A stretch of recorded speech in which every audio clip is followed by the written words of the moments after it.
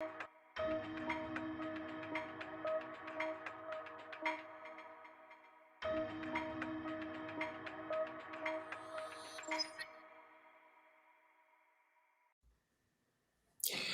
good morning, everybody. Welcome to another edition of the 12 Ounce Sports NFL Betting Preview Show live here this morning. Week number 9 of the NFL season is underway with the Thursday night game that had taken place between the Jets and Indianapolis. So we're going to dive in here shortly to the games this coming Sunday and Monday. Aaron Crouch joining us from the AM Drive. Aaron, how are you doing this morning? Oh, I'm doing well. I'm interested to get back into making some picks. I know we've had a couple of weeks of a hiatus, but I'm super excited. The NFL has, I don't know, it's been tough. It's been getting a lot tougher with the injuries piling up, Wow. and the books are getting smarter. And the first 6 weeks were really, really good. The last 2 have been still winning weeks, but they're more closer to 500 than they are to batting 1,000. So. I'm hoping to turn that back around and get back on a good ship here. It's funny. I was talking to one of my coworkers on what I call my real job or my day job, and he said the NFL last couple of weeks is I call them overtime weeks. I said, "What do you mean?" He said, "I have to work overtime to cover my losses." So hopefully that's not the case this week. Hopefully we can get folks maybe back on the winning track or help them with our predictions. But before we get into the games. Thursday night, the Jets played the Indianapolis Colts. A must-win for the Colts. They looked good against that Jets defense, especially in the first half.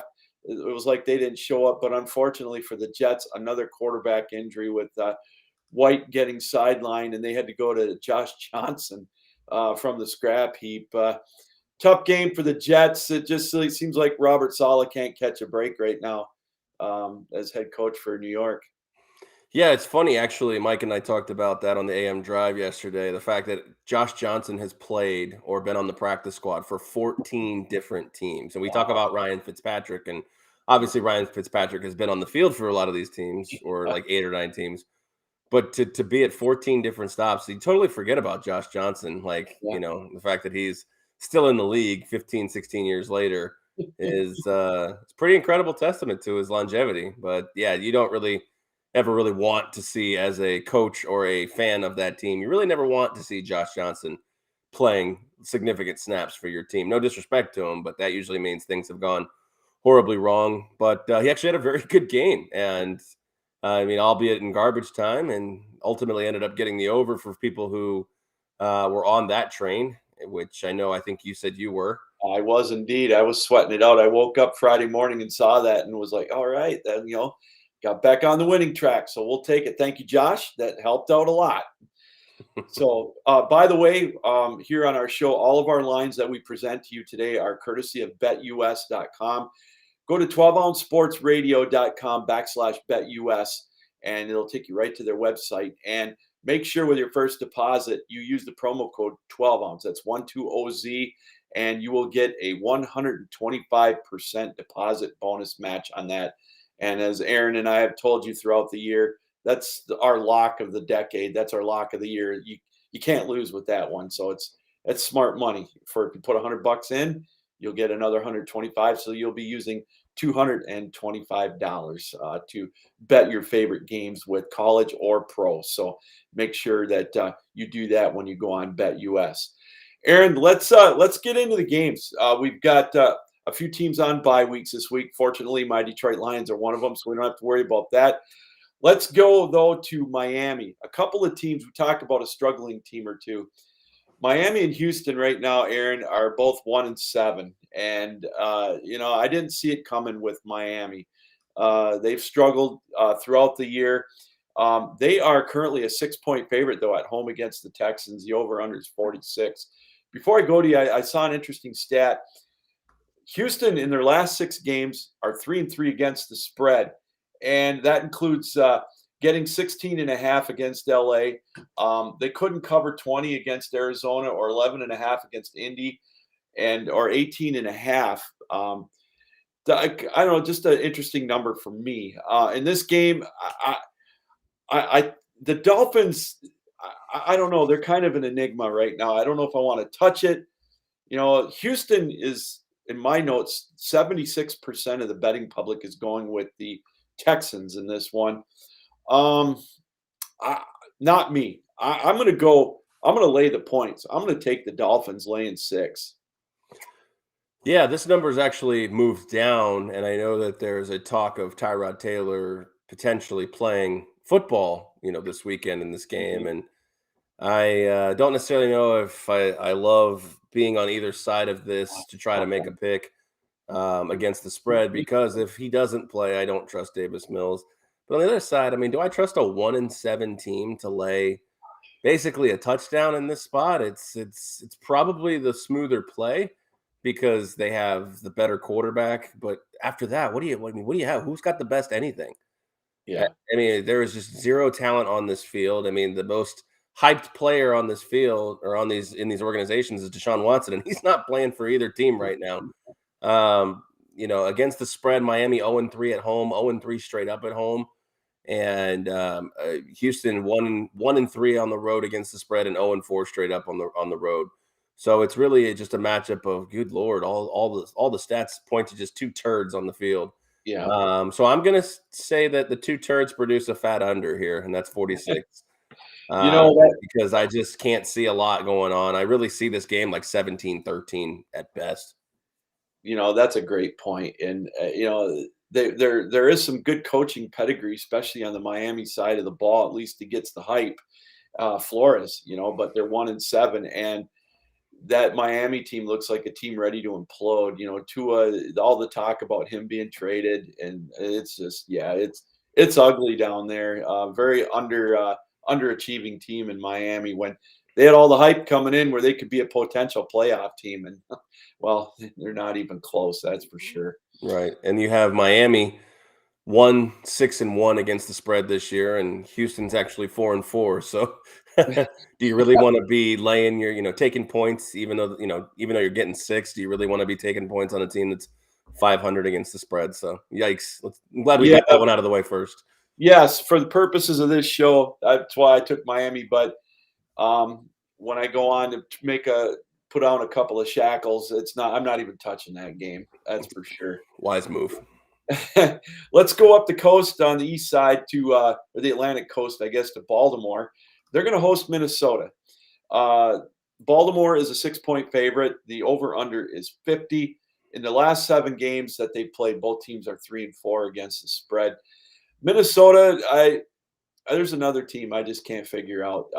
You would have thought they would have had a decent shot playing at home against Cooper Rush and the Dallas Cowboys.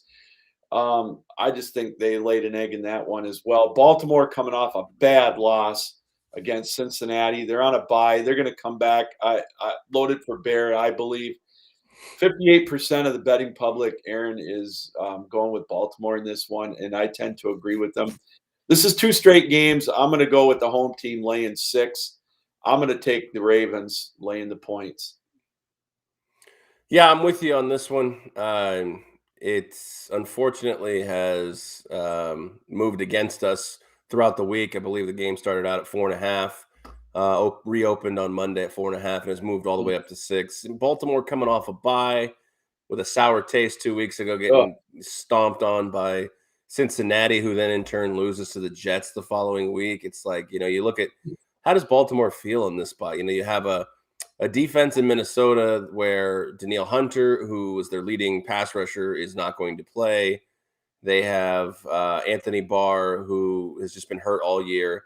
yeah. They're probably going to be without Patrick Peterson and Cameron Dantzler, the 2 starting cornerbacks. So it's just like, what are you going to do here? Rashad Bateman, quality receiver opposite Marquise Brown, Hollywood Brown. Yeah. And all of a sudden, Lamar Jackson, through 8 weeks of the season, can throw a football. So, I mean, not all, you couple that with the fact that he can run it and he's all the rushing attack they need. Yeah, I'm with you. Ravens -6 in this one. And yeah, if you had to play a total, it would be, I think the Vikings can get you 17 to 20 points. So I'd look at an over here in this spot. I was thinking about that as well. Maybe doing a parlay on this game, taking the Ravens and then possibly the over. Yeah, Kirk Cousins is actually having a decent year, but again, when it comes to the big spots, when they need him, he's like Casper the Ghost. It disappears. And I'm with you. I think Baltimore is just they're going to exploit. They're going to exploit Minnesota's defense and their injuries, and I really like them in this one for sure. Agreed. Let's go down the coast a little bit if we can. We'll go to Carolina. They're hosting New England this week. The over/under on this one is, I believe, 41. The latest line I had on Carolina and New England, I'm not sure if it's different, is 3.5. Yes, 3.5 is what I'm Okay. currently looking at right now. Total 41. Yeah, Carolina is a 3.5 point favorite in this one. Or I beg your pardon, an underdog in this one at home against New England. Um, I got to tell you, the Patriots. I am impressed with the progress of Mac Jones rather at quarterback for New England. It seems like that they've got an identity now. It's Carolina. Here's another team. I know at the beginning of the year when we had our first show, I had them as my sleeper pick to be the second best team in that division. I don't know if that's still a stretch because now with New Orleans losing their quarterback, but this one's kind of got me stumped. 71% of the betting public, Aaron, has got New England in this one, laying the 3.5. I'm up in the air on this one. I'm going to go with New England laying the points. This was a coin flip game for me. I really sat here this morning and thought about this one. Which way am I going to go? I know Christian McCaffrey, it looks like he may play for Carolina this week, so that's going to help them. They're in desperation mode, I think, which always you wonder about a team. But I'm going to stick with New England in this one, laying the points. Well, yeah, this is a tough game. Excuse me. This is a tough game for both teams here in terms of, kind of staying relevant in the standings. We know that, Buffalo's probably going to run away with the AFC East, but with 7 playoff teams, the Patriots are not out of it per se here in this spot. The Panthers, started off strong. We wondered how much of a, fraud they might be with that situation, but Christian McCaffrey's been hurt. So if he can come back, provide that spark, whether it's Sam Darnold or PJ Walker, I really think I got a home dog here getting more than 3 points against a team. And my thoughts on the Patriots. I just think they're a very average football team. Yes. I mean, up until this win against the Chargers, and even again the win against the Chargers, where they mustered up 1 offensive touchdown. So I mean, it wasn't like they were just an offensive juggernaut in this spot. I think they're progressing. Absolutely. I 100% agree with you about Mac Jones. I don't think PJ Walker's that much of a downgrade from Sam Darnold. Not that that's a compliment to either of them, but they've got explosive playmakers. If Christian McCaffrey can come back, he definitely helps out tremendously, and he needs to come back. But what's he been out? 5 weeks, 6 weeks now? Yeah. At this point, I mean, it's time to either, get him on the horse or shut him down for the season again, because in the NFC South, you're looking at a team here that's 4-4 and currently like 2.5 games back of the guys in front of them. And, you just have to, the NFC is so loaded. So to stay in it 4-5, and you can't fall too far back here. So it's really to put up or shut up time for McCaffrey and Matt Rule for this season. Mm-hmm. I think they're going to get a win, but for the purposes of this picking, I'm going to actually just take the 3.5 points here. I think Panthers end up ultimately winning this game, though. I want to ask you a question on that with Carolina. With Sam Darnold, I bagged on him repeatedly coming out of USC. I thought he was a tad overrated, but now that he's in Carolina, and he started out pretty good, I thought, and he got benched. What kind of a hit to his psyche is that going to take? How is he going to be able to recover from that? Well, he didn't get benched. He actually he went out of the game with a concussion. Okay. So I mean, I get what you're saying with the whole playing well, not playing well thing. It wasn't like he was playing well before the concussion. I mean, benching could have obviously been considered by Matt Rule, but I mean, everybody wants to overreact to the situation. There's so many ebbs and flows in the season. Look at Denver the same way. Like we wanted to put, the parent Panthers. I know Mike put them in the top 5 of his AM drive, and sometimes you just have those stretches where, I mean, look at the Colts. They're 3-5, but we could argue they're the best sub 500 team in football right now. And you just the ebbs and flows of the season. You're starting to get into divisional play more often now in the middle of the season. The meat and potatoes, like Yeah. what is, many people are saying, is Sam Darnold better than the Teddy Bridgewater option they had? I don't know. I mean, he plays well when the skill position players around him are healthy. So I can't really judge him when he didn't have his guy, McCaffrey. I mean, who doesn't want Christian McCaffrey as your, safety blanket? I mean, let's just Right. be honest here. So if he plays in this game, both Darnold and McCaffrey, then we'll start grading on if Sam Darnold can actually become a quarterback of the future for the Panthers or any other team. But right now, it's the book is out and he's Yeah. hurt. So go Well, I PJ. get that. I just, and I go back to, when he played with the Jets. Now he gets a pass, in my opinion, is because the Jets were, it was a borderline clown show with Adam Gase there. You didn't know whether you're coming or going in that franchise when he was there. So I get you there. Your point's well taken with Carolina. The jury is still out. I just wonder how many times before, it gets into his head. He's had opportunities and maybe he doesn't get to play with the skilled players. I'm not saying he's going to give up, but it makes you wonder sometimes that when it gets into your head, what do I got to do? I mean, that's kind of where I'm coming from with that. Well, this is definitely going to be a test for him if he does play, because I don't know if you remember when he was with the Jets, they played the Patriots on a Sunday night or Monday night game, and Sam Darnold literally, and I quote, said, "I was seeing ghosts out there." Great point. Yeah, I remember that for sure. Well, let's keep going south. We're going to go to Jacksonville next. They get to host the Buffalo Bills. Buffalo coming in. They're a road 14.5-point favorite the last I checked against Jacksonville. 48.5, I believe, is the over-under on this one. Excuse me, 55% of the betting public that I've got is heading. They're putting their money on Buffalo. So that tells you it's almost 50-50 on this one. You've made some great points over the weeks, Aaron, on the show where you start getting into double-digit spreads, and you've got a Jaguars team. They're obviously in a rebuild, but that's a lot of points, and they're at home. And I like some of the things that Trevor Lawrence is doing in Jacksonville. I think the chatter is settled down there with Urban Meyer, potentially thinking about going to USC. It's always going to be there, but I think that talk is quieted down for the moment. The over-under on this, as I mentioned, is 48.5. I got to tell you, I like Buffalo. They're a great team. They're obviously head and shoulders above Jacksonville, but I don't think they're 14.5 points ahead of them on the road.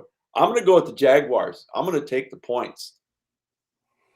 Yeah, I mean, you're right. It's one of the biggest spreads, if not the biggest spread of the week. And my feelings on big spreads. Usually I'm Mhm. all over the dog as well in this one. But you look at a Jaguars team that just doesn't seem to want to play football, not only for the coach, but just for themselves. I mean, they're 29th or excuse me, 30th in the league in points per game.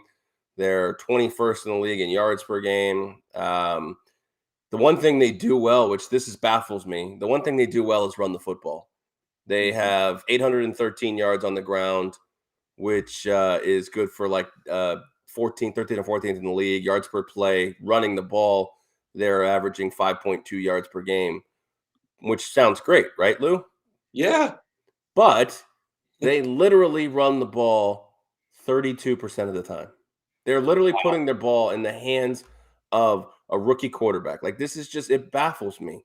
And it's not just because of the fact that James Robinson is one of my fantasy running backs on a few teams. The fact that you have a strength and you don't use it. Now, I understand you're down in games sometimes, but controlling the clock and actually effectively running the football right now is going to be your key to not only winning this game, but covering in this game. Um, So you just pick your poison with Buffalo. They've developed a little bit of a running game on top of having Josh Allen. You take away Stephon Diggs, they've got Cole Beasley. You take away Beasley, they got Emmanuel Sanders. They got Dawson Knox. It's just like they're going to pick you apart here in this spot. So you're just hoping to really just kind of almost play keep away with Josh Allen, which is I'm gonna bank on the fact that I think they can do that a little bit. So I'm actually going to just take the over in this game. I'm thinking we can get 30 or so out of the Buffalo Bills, 30-34, and I'm hoping for somewhere around the 20 range for Jacksonville. Give me that over in this spot because I really can't figure out how to play 14 and a half points in this spot with a You know, Jaguars team that may have already given up.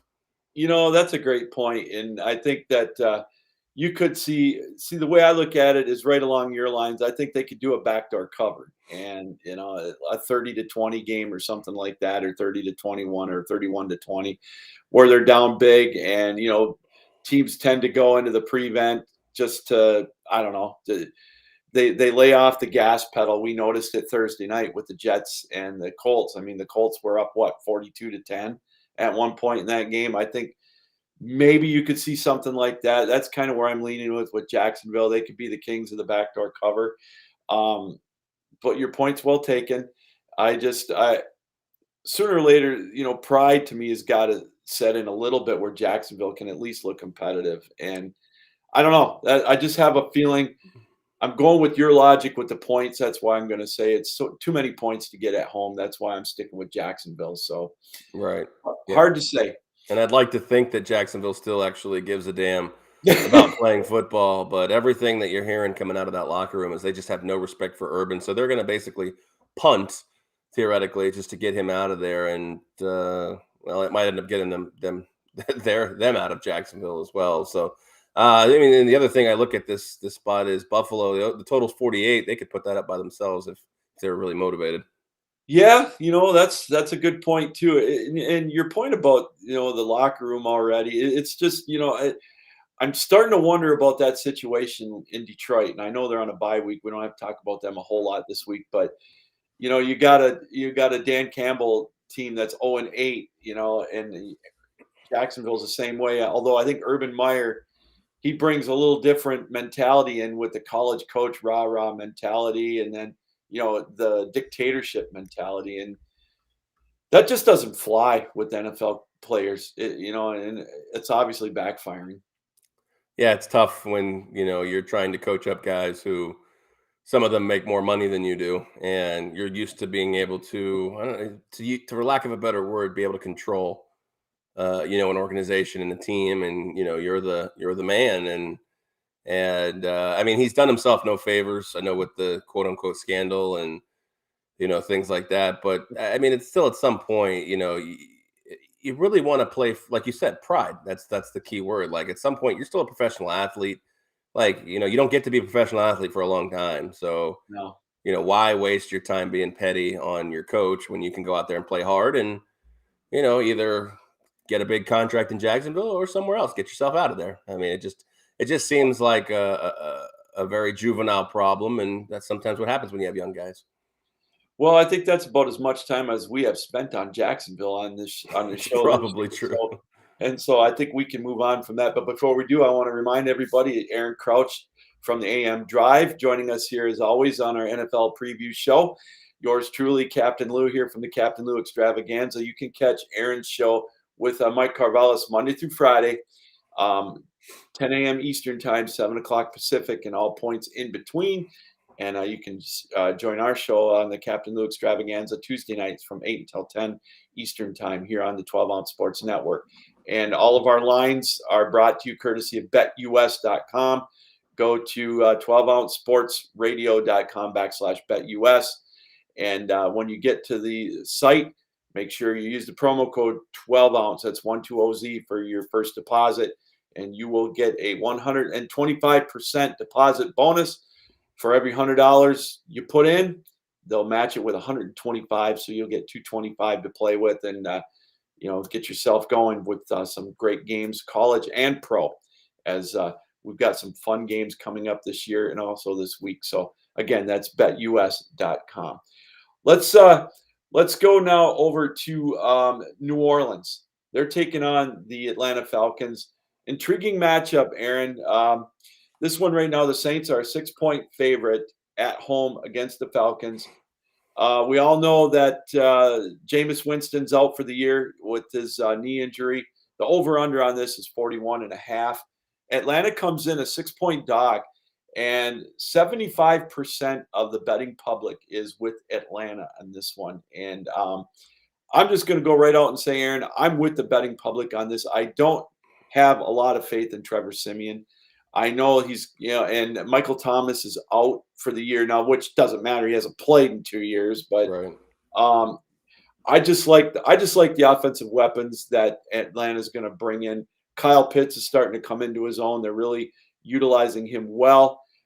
I'm taking Atlanta. 6 points is a lot, so I'm going with the Falcons in this one, and I'm grabbing those 6 points.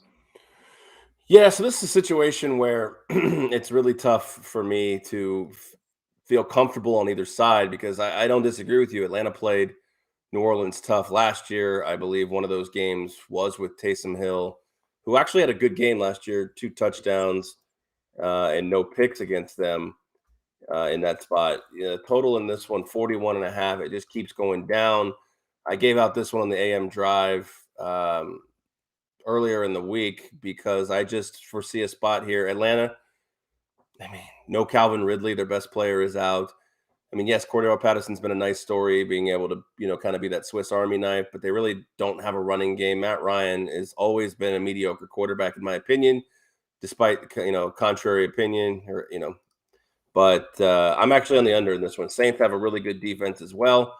The only real talent, in my opinion, on that offense is Alvin Kamara. So if he could screw the under theoretically here, but with not, with going off on a 200, plus yard game and 3-4 touchdowns, but I don't see that. I mean, I gave this out at 43. It's down to 41.5. I still feel like that's the right side. These two teams are going to struggle to get. I think we're going to see closer to that Saints Seahawks matchup that we saw a couple weeks ago in the rain in Seattle. And I mean, this game, 17-10, 20-13, something like that. I just both these teams. New Orleans is going to stay in the playoff hunt based on their defense. Right. And whether it's Trevor Siemian or Taysom Hill, I don't really have. I have a vote of no confidence for that offense right now. Well, I don't blame you. They're in flux right now, and it's funny. Earlier in the week, there was talk of bringing Phillip Rivers in for a possibility, and although he wouldn't have played this week, it's that offense is going to need a spark somehow. And I'm with you. I don't know if Simeon can be the one to do it. I'm with you. I have no faith in Taysom Hill. He's a gimmick quarterback, in my opinion. He's a spot starter at best, but I don't think they can roll with him the rest of the year. Yeah, and this is really a spot I think Atlanta can actually sneak a win, which would be very devastating for New Orleans. I mean, I think New Orleans' season's over already as far as being a Super Bowl contender, but it'd be a devastating spot because they are still 5-2, and in contention, obviously, with that win over Tampa for the NFC South. But it's definitely a spot. Atlanta 2-1 straight up on the road and 2-1 against the spread on the road. This is definitely a spot I kind of like your Atlanta +6, but I think the only way that really happens is if they just they put enough on offense together, because I don't know how New Orleans is really going to react to who starts at quarterback. I know Trevor Siemian came in and looked promising, but that's what happens when the backup comes in and there's little to no tape on him in a certain offensive scheme. Once a defense or a team gets a week to prepare for you, you don't usually look as good. So and the fact that it's still Trevor Siemian, like we've seen him in Denver, there's tape on him. Yeah. But I think Atlanta could squeak out a win here. Low key, like, just grab like a stupid 16-13 win, something like that. That's going to be one of my I'm going to borrow a phrase that you like to use, or it's going to be one of my lottery pick games tomorrow, I think, when I go online and make my my goofy parlay pick for tomorrow. Yeah. I'm going to take Atlanta. I'm going to go money line with them on that. I like it. Let's go back up the coast to New York City. They're taking on your local team, the Las Vegas Raiders. Vegas, last I saw, they were a 3-point favorite on the road against the New York Giants. The over-under on this one is 46.5. The Giants are looking a little better. I think Daniel Jones is playing a little better. They're not going to have Saquon Barkley. They got Booker in at running back. Barkley's in COVID protocol. He may play. I know he's had an ankle injury. Um, I was telling you an interesting stat that the Raiders head coach, I can never pronounce his last name. You'll have to help me with that one. I'm not going to butcher it. Rich Bisaccia. Bisaccia, there you go. I was going to say Bachachi, but that's good too. He could become the first head coach if he wins tomorrow against the Giants to win his first 3 games since Gary Moeller of my Detroit Lions 21 years ago. And he'll be only the 3rd coach to start 3-0. It would be John Madden and Bill Callahan are the only other ones to do that for the Raiders in their franchise history. So they are 3-15. Vegas is coming off a bye week in their last 18 years. I don't know how much stock you take into that. That's history. They go in against a Giants team. I like how Derek Carr's playing, Aaron. And the over-under, as I mentioned, 46.5. 67% of the betting public is with the Raiders, and I'm with them. I'm taking the Raiders -3. They got a lot more to play for, in my opinion. They're in the hunt for a playoff spot. I know it's just week 9, but I'm going with the Raiders. I'm taking the road favorite and laying the 3. Yeah, so I look at the situation here, and you're right. Coming off a bye week, they have to deal with all this, distraction and everything. But I mean, let's be honest. Henry Ruggs isn't, pick your poison. Henry Ruggs isn't Devontae Adams. Henry Ruggs isn't Cooper Kupp. They still have Darren Waller there, and one of the more underrated receivers, in my opinion, Hunter Renfrow, going to step in and still stay in that slot role. But I see the targets on a huge uptick for him. And they got a guy named Zay Jones who, once upon a time was a pretty good deep threat, and hopefully he can recapture that. And I hate everything about trying to pick this game. My head really kind of initially looked at the over in this spot because I think both teams can get me 20 to 25 points, which is a recipe for eventually getting the over. Giants defense not very good. Las Vegas defense is sneakily played really good, so I kind of fell off the total wagon in that one. So I'm with you. I mean, you can't fade the public every time with this one, and I'm seeing 62% here on Las Vegas. And okay, I mean, they're just a totally better team at this point. Joe Judge and the Giants are just undisciplined. I know a lot of people here in Vegas are talking about they like the fact of what the Giants did against Kansas City, but I think we just have to throw Kansas City kind of out the window here at this point as being a team that, if you play close with them or beat them, it's a shock. It's not really anymore. No.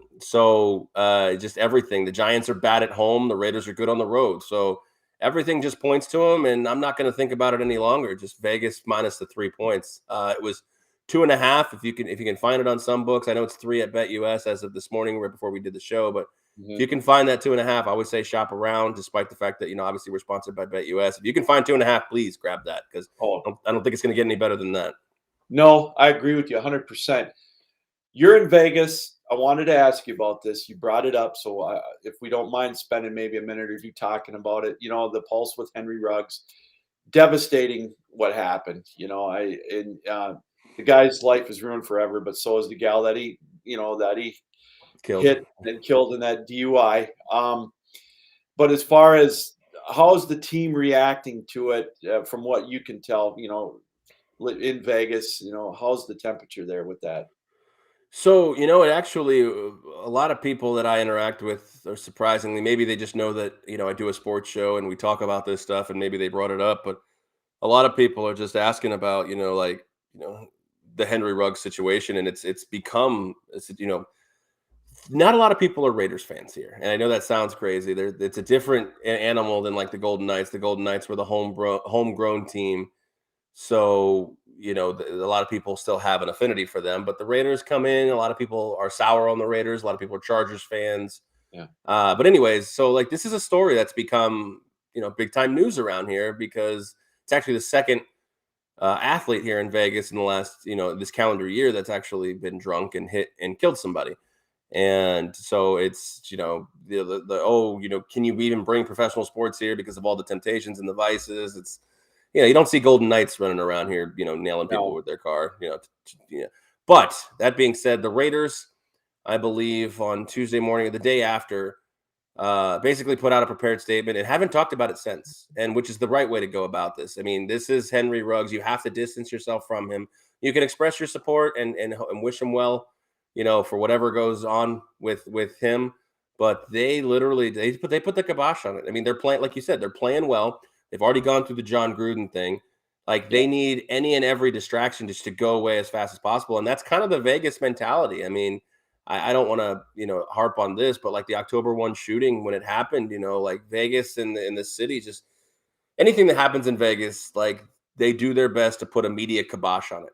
And that's what I feel like the Raiders are adopting right here. Like we've said our piece with it. Good luck, Henry Ruggs, but we're moving on. Like they cut him almost immediately.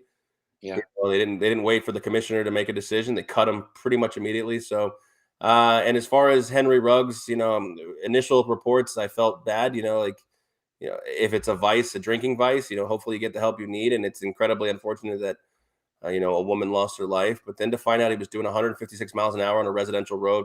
Sorry, buddy. I have no remorse or no sympathy for you. And it's an incredibly sad story that a woman not only passed away, but literally burned alive. It's just, it's just really, really unfortunate. It really is, and I'm with you 100%. He needs to pay for that, and Absolutely. he'll have a long time to think about it. That's for sure. Well, hey, we got Cody Jansen wants to know how much he should put on the Bears money line. We're going to tease that for the end of our show, so you can stick around to find out Absolutely. how much he should put money line for the Bears. Let's go to the late games now. We got Philly hosting the Chargers. You and I talked a little bit about this before we went on, as far as one of your quarterbacks on your fantasy team is Jalen Hurts, and the Chargers come in a 2-point favorite in this one. And the Chargers, I'm still baffled at the performance they had against New England. Is New England that much better? I think the Chargers, myself personally, laid an egg in that game at home. They're going up against a Philly team. I don't know what to make of them. They pounded Detroit, but who doesn't? And the over/under is where I'm leaning towards. Excuse me, on this one. The Chargers are 32nd in the league against the run. I think Jalen Hurts is going to have a decent day against the Chargers. I'm gonna go with the over on this one, 49.5. Yeah, so for me, this is kind of a definitely disclaimer. Fully will never not be placing a wager on this game officially, but for the purposes of the show, I will be making a pick. This is what I'll call a punt in this spot because I don't know. I want to lay the Chargers, but a West Coast team going east. I know it's a late game, but the Chargers have laid 2 eggs back to back. Are we going to see 3 eggs? From the Chargers? I don't know, but the Eagles. They're such a. I would liken them to the Jay Cutler of betting. Just when I think I got them figured out, they totally go and do something completely on the opposite side in this one. So. Seriously punting this one, so I'm with you. Actually, I am on the over, hoping we get a shootout here and Jalen Hurts can put up some fantasy points. There you go. That sounds great. I'll go along with you on that one. Let's go to San Francisco if we can.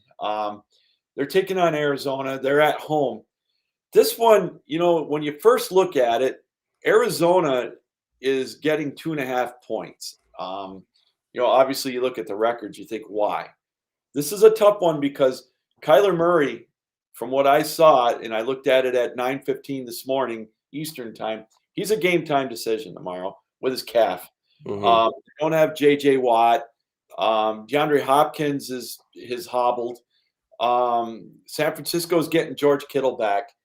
But even with that all being said, I still think Arizona is a much better team than San Francisco.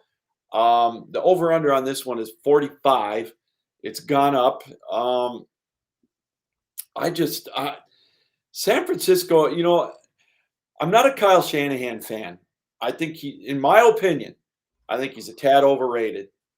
And I like what Cliff Kingsbury's doing. Again, I know it's going to come down to Kyle Murray playing or not, but I'm going to go take the risk. I'm taking the points. I'm going with Arizona, the road dog. Well, I wish you well. I love the road dog reference. But honestly, fully healthy. Like I know this sounds crazy, but fully healthy, playing in a neutral field, I think the 49ers are a better team. I mean, Wow. that's not to take anything away from Kyler Murray. No. DeAndre Hopkins is obviously the best receiver on the field, but everywhere else, defensively and in the backfield, I think the 49ers are a better team. I think the 49ers almost walked into Arizona and beat them with Trey Lance making his first start, being 1 of 6 on fourth down, only lost by 7, and I think it was a 3 to 4 point game really late into that contest in Arizona, 17-10. Arizona snuck out of there with a win. Now you're going to tell me I'm going to have a beat up Kyler Murray who's probably going to end up playing. Which the Right. crazy thing is you take away the running ability of Kyler Murray. You could pin your ears back and sit there and cover. There's going to be no AJ Green. You have Christian Kirk and DeAndre Hopkins on the outside. And I don't know. I like I like laying the 2.5 here in this spot, which is unfortunate because I did catch this early. I caught this actually when the 49ers were a 1 point dog. Wow. It's moved that much in the way of it, which it's almost become a Wow. public play at this point, which is scary to me. But to say that the Cardinals can't win this game, even with all of that going against them, is not true. I mean, you're absolutely right. I mean, you're taking Kyler Murray. You're always got a shot here in these games, but um, Kittle back, Debo Samuel, one of the best wide receivers in the league right now, is at least statistically, Mhm. and Elijah Mitchell, who's providing a great running game, which is what makes Jimmy Garoppolo successful. Raheem Mostert, Tevin Coleman, Elijah Mitchell, when they can run the football, they're a successful team. And I just think right now it's not necessarily a slight on the Cardinals. It's just the fact that they're just not healthy right now, and it's I mean, the other option is Colt McCoy if Kyler Yeah. can't go. So I'm gonna take my chances with just laying points here. It's unfortunate that it's moved this far, but as we're taking the bets right now. I'm taking San Francisco minus 2.5. What do you when you're thinking about doing your betting, Aaron, do you take into account a team if they're in a desperate situation too? Like I honestly think the 49ers are in desperation right now with the Rams and the Cardinals, the record they've got in San Francisco, they need this. They need it bad. They need a win. Do you take that into consideration at all when you're doing your prognostications? I mean, obviously, it's not necessarily. I think San Francisco's done with winning a division here. I Mhm. mean, both of those teams, whether even if it's not the Cardinals, the Rams are just so good. Staying healthy Yeah. is obviously key. If they can do that, they're going to have no problem. One of those two teams winning this division. So at 3-4 right now is where they sit. A big win over Arizona would be huge. They'd be 4-4. You have Carolina, Minnesota, and New Orleans ahead of them. All three of those teams most definitely can lose this week. So Right? it's not really a situation where I see their desperation to win the NFC West is a desperation to get into a playoff position. And like I said, they're getting healthy at the right time. Jimmy Garoppolo has proven that while he's not fantastic, he's better than the option of Trey Lance right now. And if they can get back to being a healthy organization, Kittle coming back, I think they're back to being one of the more premier teams that went to a Super Bowl 2 years ago, three Yeah. years ago, whatever it was. So desperation, it's not like one of the main factors unless it's more closer to like week 15. But Okay. it sure does exist when you don't want to fall that far out because, like we said, Atlanta, Philadelphia might win as well, which puts them kind of right almost in the same boat with San Francisco. And you really don't want to fall too far in the NFC. Like I said, you have, I mean, you look at the sixth, seed in the playoffs right now, they're 5-2. So it's Yeah. not like you're going to put slouches in the NFC side, whereas it might happen in the AFC. And it's funny though, you look at that, that's a great point because I was looking at the standings and you've got so many teams that have an opportunity. We'll talk about the Bears later on. They're 3-5, but they're by no means out of the playoff hunt with a lot of you could see a 9-8 team going to the playoffs. So points well taken, but my gut still tells me I'm going with Arizona, so I'm going to stick with it. So That hey, and we that's can't fair. be we can't be we can't be the same that W- on every pick. Wouldn't be a fun show if we agreed on every pick. Hell no, it would not be. All right, let's go back to the Midwest. Kansas City, here we come. You know, Oh boy. intrigue game. They're a 7-point favorite right now. It's funny is, we all know what happened with Aaron Rodgers. I mean, we could talk about that for 2 hours, but we won't.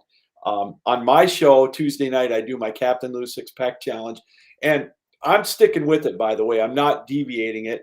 I'm still gonna let everybody get in that challenge. I had it at even. So, with Aaron Rodgers, the line was even at Tuesday at 7 o'clock Eastern time. Now it's a 7-point pick, obviously, because Jordan Love is the quarterback and all the turmoil that's going on. The over-under is 48 on this one. Green Bay, last I checked this morning, 87% of the betting public is going with the Packers on this one. I'm not touching the line on this one, Aaron. This is a game that I'm going to sit back and enjoy. It's an intriguing matchup, obviously, with what's going on now. I'm going with the over. Kansas City's defense, I don't think, they're underachieving, to say the least. I'm really fascinated to see what Jordan Love's going to do. Even though this is his first start, he's going to have Devontae Adams back. Lazard's going to be back. He's got Aaron Jones. This, to me, is going to be a shootout. And I'm really looking forward to watching this game. I'm taking the over. Well, I guess we're on opposite sides of the fence again here. I actually bet this one early, not early enough, unfortunately, but this line reopened this Monday at 56 or 55.5, depending on where you could find it. Well, that was when Aaron Rodgers was playing. Right. And I actually really liked the under in this matchup. So I bet it. I bet the under 55.5, and then I bet the under again, which is a stupid play, but I bet the under again at 54.5. And then we get this news, obviously, with Aaron Rodgers, and the line slides all the way down to 48, 47.5, depending on where you find it. And so I feel like I'm in the good graces here in this spot. So there is a way we can both win here if you like the over on 48. And I've got actual bets in on the under 55.5 and 54.5. But for purposes of this podcast or this show, I'm going to stick with that under. I think we're going to get two teams that just get to the 20s. And I think we're going to look at something along the lines of like 26, 22, which stays right around that total. And I'm not even sure they can get that high. I know that Kansas City has this high flying offense, but Green Bay actually has a pulse on defense. Mm-hmm. And, the book's out on Jordan Love here. I hope he does well. I know that this is kind of a deja vu scenario with the Aaron Rodgers situation, 15, 16, 17 years ago, where Brett Favre finally, kind of passed the torch. Are we going to see that? I don't know. We'll see. But, not to spend too much time on this one, I'm going to stick under 48 for purposes of the show. But ultimately, if you're looking at it just with fresh eyes today or even tomorrow morning, just stay away from this game. There's no spot where you can really feel comfortable having any side on this or total. I mean, Kansas City, you really feel comfortable covering 7 points with them? I can't imagine you do. Well, it's funny is yesterday morning, I get up on Friday mornings for work at 3:30, and I just happened to look on my app, and the line was 8. So I took the Packers getting 8, and I took the points, which now it's back down to 7 already. So in a little over 24 hours, it's gone down from 8 to 7. So I jumped on that. Could be a mistake. I tend to agree with you, Aaron, not to, 7 points to me, I would stay away from it. But for the purposes of our show, I am going to take the over. I think there's going to be some fireworks in this one. I don't know if it's going to be garbage time points or whatever, but I don't know. You have more faith in the Packers defense than I do. Let's just say that. So it's also kind of a lack of faith in this offense that's supposed to be high flying in Kansas City as well. So that's fair. That's fair. You don't know what kind of a running game you're going to get anymore there as well with, Clyde Edwards-Helaire. I know he's been injured, but even when he was healthy, I thought average, underachieving for sure. I agree with you. Sunday night game. This at first turned out to be what could be a very fun matchup with the Rams and Tennessee. Then, of course, we got the news, when you looked at it before last week, Derrick Henry, who I think we can all agree was the best running back in football, healthy. But now the Rams are 7.5-point favorite at home against the Titans. They signed Adrian Peterson. I don't know if he's going to play. If he does, how much of a factor he's going to be. I think Nichols will get a lion's share of the carries for the Titans. But, I'm going to go full disclosure here, Aaron. I had zero faith in Tennessee coming into this year. I thought that they were a tad overrated because of their defense, but their defense has surprised me this year. They played well, but now we're going to really see how they can do without Derrick Henry. Tannehill, and he's been very, very good, better than I expected. Um, but you mentioned the Rams are playing real well, and you know, uh, this is a lot of points, even though they're a home 7.5 point favorite. Um, and I know they're high flying offense, but for the purposes of this show, Aaron, I'm going to take the under 53 on this one, and I'm not going to touch the points. Yeah, I don't hate that situation because there is a chance that Tennessee comes out and lays an egg. And I mean, I don't think the Rams can get that all by themselves. I mean, there's a chance that Tennessee is only good for about 14 points here in this spot, and the Rams average 30, 30.6, which is good enough for fifth in the league, which is crazy. 30 points in the NFL is only good for fifth. That's an incredible stat to read. Yes. Which should be no sweat for them. The Titans average 28.4 points per game, giving up on defense, which is still including that 27-3 game against Kansas City. Everything points to the Rams here, and they're all in. And they've got Von Miller this week. He's obviously going to help not only himself in that defense, but Aaron Donald really just become a more significant piece, just a defensive monster that Von Miller actually used to be once upon a Mhm. time. This might be crazy to me. I'm not going to make an official play, but for purposes of the show, I actually have more faith in Ryan Tannehill than the common man. I think that he is a good enough quarterback to stick around in this league and wade them through all of this rocky course with no Derrick Henry until Adrian Peterson can get up to speed. I don't think he's going to play this week as well. If he does, it can't be much.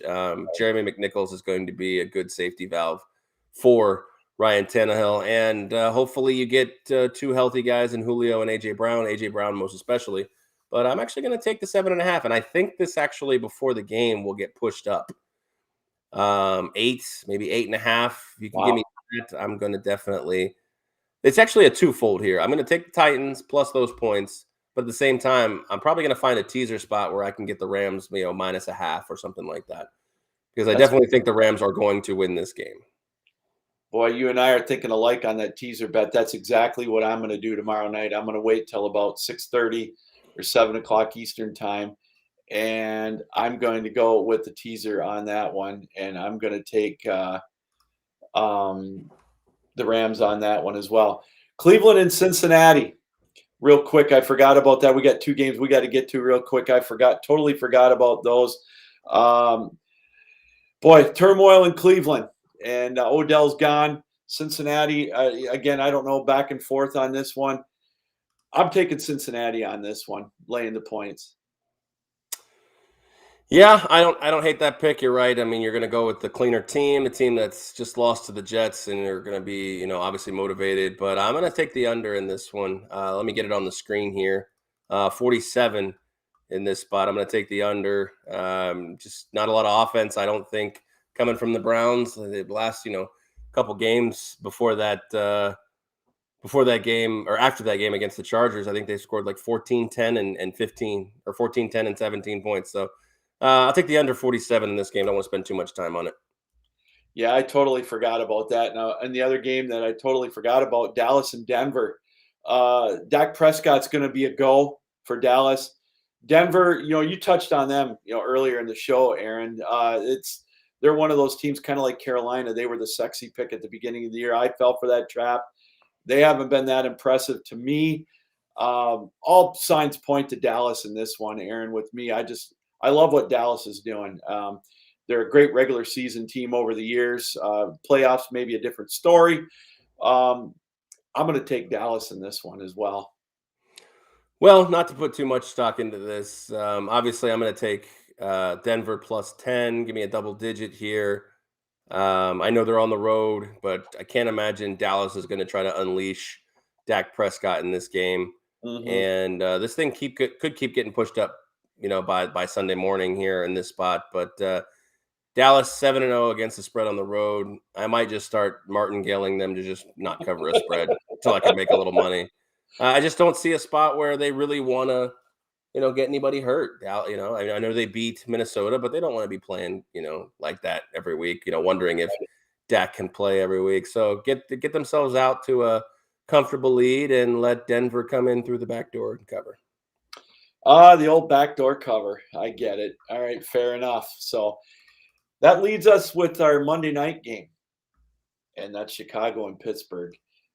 Pittsburgh is a 6.5-point favorite at home against Chicago. Over under on this one. This is the smallest over under we've got this week, Aaron. 39 is what I had on mine, and it's still what it is. 94% of the betting public is taking the Steelers on this one. Cody Jansen asked how much you should put money line on the Bears.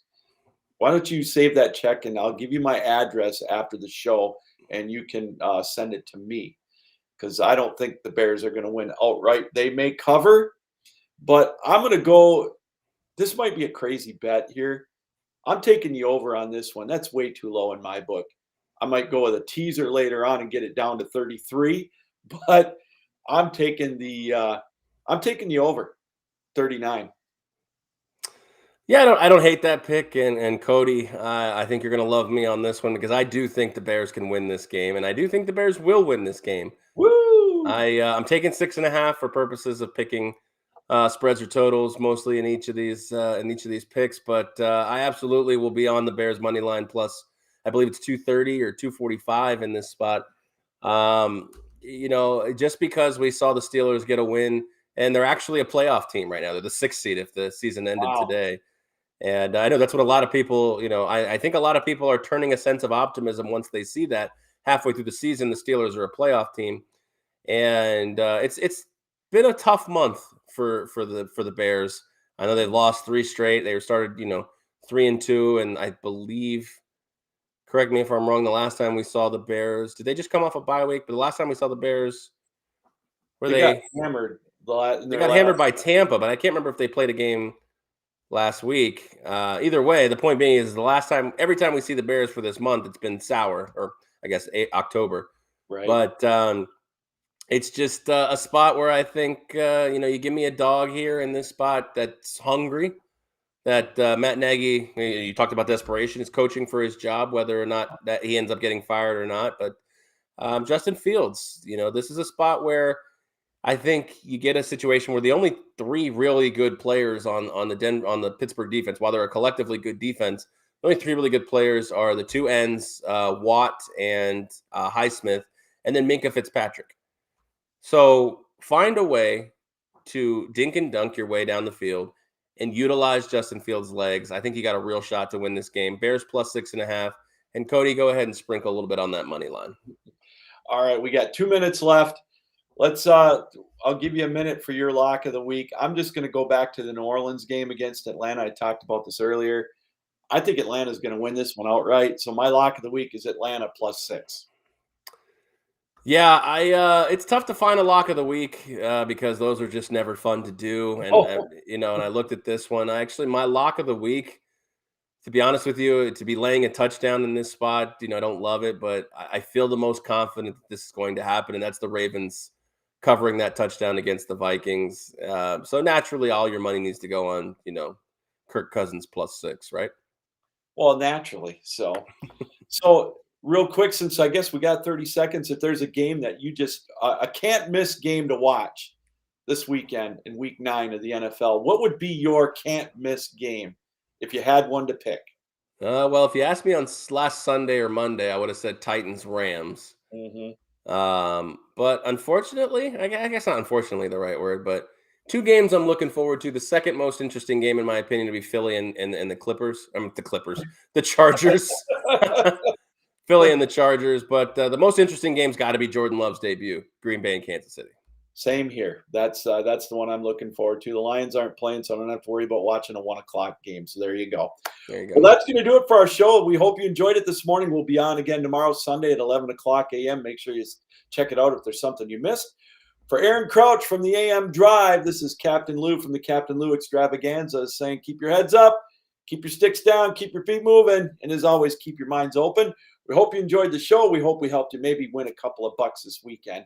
And join us next week for another edition of the NFL Betting Preview Show on 12 Ounce Sports.